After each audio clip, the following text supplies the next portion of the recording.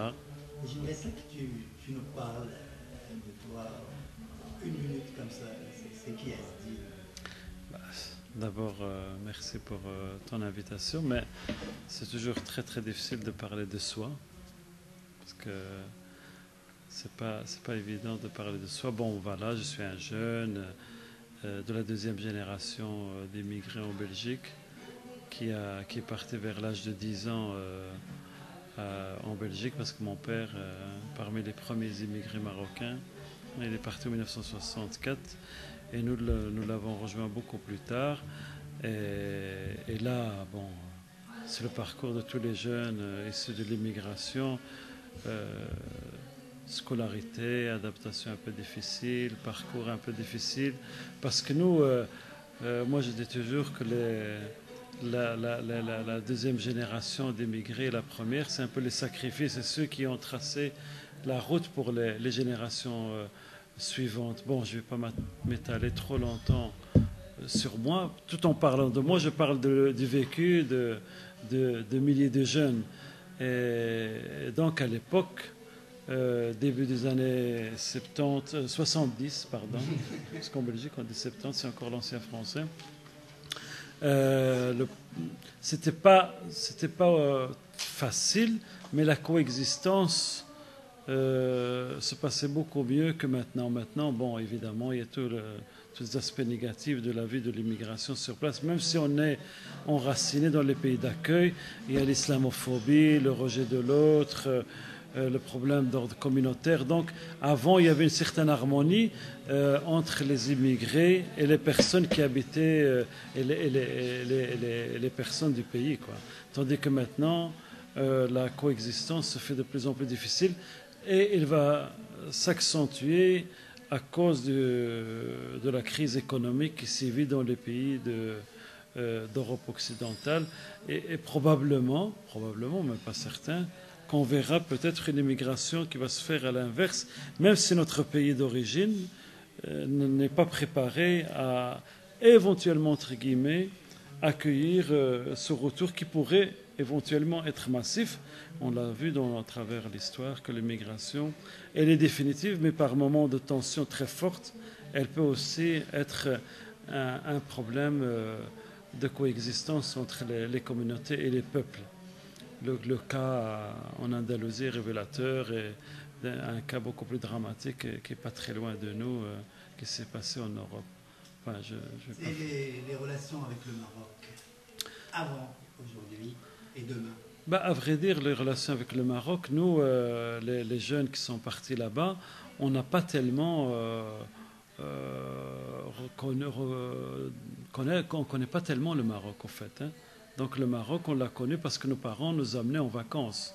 Et donc le lien, parce que la première génération était beaucoup plus attachée au Maroc, la deuxième génération est des gens beaucoup plus attachés au Maroc, parce que cette première génération, c'est elle qui s'est beaucoup sacrifiée justement pour que cet attachement soit durable. C'est elle qui a construit les premières écoles, c'est elle qui s'est sacrifiée pour construire les premières mosquées.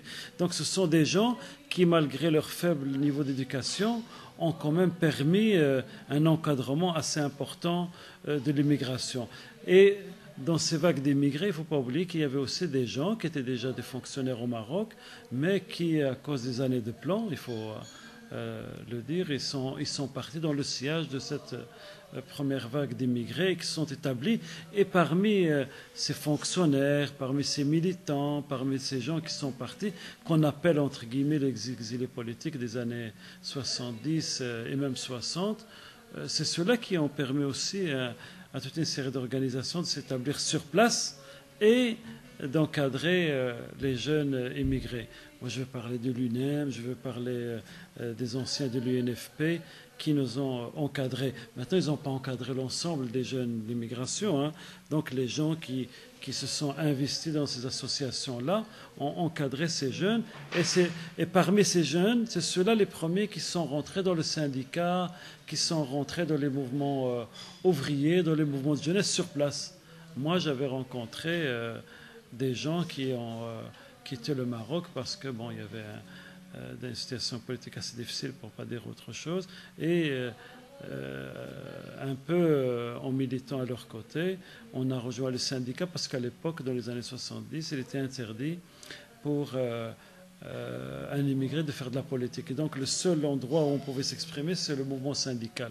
Et c'est comme ça que se sont créés tous ces mouvements, toutes ces organisations qui ont permis à la jeunesse de se construire et d'avancer et de tirer vers le haut un peu l'immigration. Et en parallèle, il y avait les amicales qui, eux, je ne vais pas m'étendre sur le sujet, mais qui peut-être œuvraient aussi.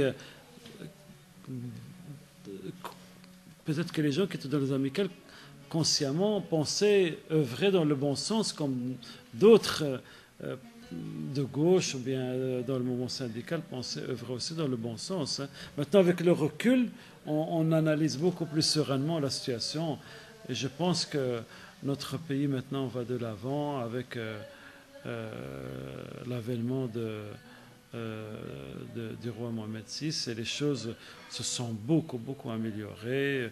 Les institutions se démocratisent fort bien, à tel point que beaucoup d'exilés politiques que nous côtoyions à l'époque sont rentrés, et les choses, je crois, vont dans le bon sens. Mais il faut continuer à œuvrer justement pour la consolidation de la démocratisation de ces institutions.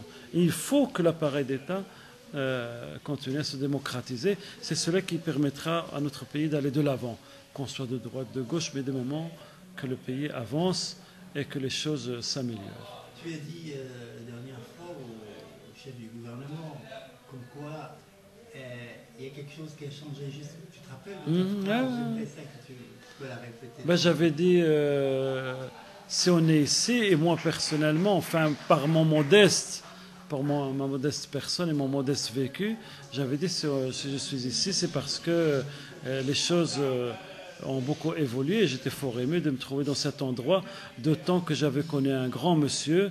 J'ai vu sa photo au sein du conseil du gouvernement, la photo de Abdullah Ibrahim, qui était un ami et qui venait souvent le rendre visite à l'époque. Malgré, entre guillemets, mon jeune âge, j'ai connu ce monsieur qui était le premier, on l'oublie souvent, le premier président du conseil de gouvernement. C'était en 1959. Que Dieu l'aille en sa sainte miséricorde. Et il y a beaucoup de jeunes, même de mon âge, qui ne connaissent pas du tout Abdullah Ibrahim. Je ne me vante pas d'être mieux que les autres, ou bien d'avoir une conscience politique plus prononcée que les autres, mais c'est le hasard et le parcours de tout un chacun. Et maintenant, notamment en Belgique, il y a beaucoup de jeunes qui se sont investis dans les partis politiques, qui sont devenus des députés, qui sont devenus des conseillers, probablement des futurs maires, probablement peut-être des présidents de partis. Donc les choses évoluent parce que souvent, je dis, comme je l'avais dit aussi, que dans les pays d'accueil, on voit l'immigration qu'à travers le côté sécuritaire, et dans le pays d'origine, on ne la voyait que sur l'aspect économique. Mais les choses évoluent énormément, que ce soit dans le pays d'accueil, que ce soit dans le pays d'origine, à tous les points de vue d'ailleurs. Est-ce que tu penses qu'il va y avoir des changements au niveau de cette activité politique et après cette visite qu'on a fait? Franchement, je suis content parce que grâce à mon ami M. Aziz Saret qui a insisté, et donc cette visite nous a permis de rencontrer quand même des personnalités très importantes au sein de notre pays d'origine, que ce soit le président du conseil de gouvernement, M. Abdellah Ben Kiran, que ce soit M. Al-Othmani, qui nous ont fait une forte impression par leur accueil, par leur esprit d'ouverture, par leur dialogue, par leur force de conviction dans la démocratisation des institutions. C'est ça qui est très important.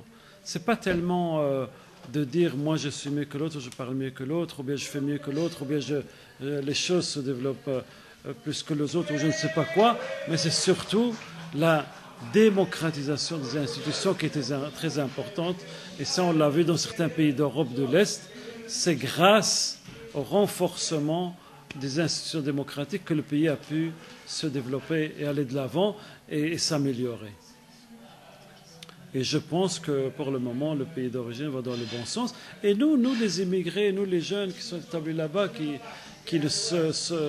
nous sommes naturalisés, que nous avons des postes dans ces pays qui nous ont accueillis. C'est ces jeunes-là, et même l'ensemble, je pense, de la communauté immigrée, qu'elle soit marocaine dans un autre pays africain ou je ne sais pas quoi, c'est ces gens-là qui peuvent être des acteurs de changement dans leur pays d'origine. C'est comme ça que les choses peuvent avancer. C'est un peu une contagion que j'appelle, moi, ça une contagion culturelle, une contagion politique. Et donc, ça permettra aux gens de revenir et justement, je l'espère, d'inculquer cette vie, cet esprit démocratique qu'il y a dans les pays dans lesquels nous sommes établis. En quelques secondes, un mot de la fin. Qu'est-ce que vous Ben, franchement, mon mot de la fin, c'est que je voudrais que notre pays d'origine, va de l'avant et le renforcement de la démocratie. Je crois que c'est ça qui fera décoller notre pays d'origine. Merci beaucoup. Je vous remercie.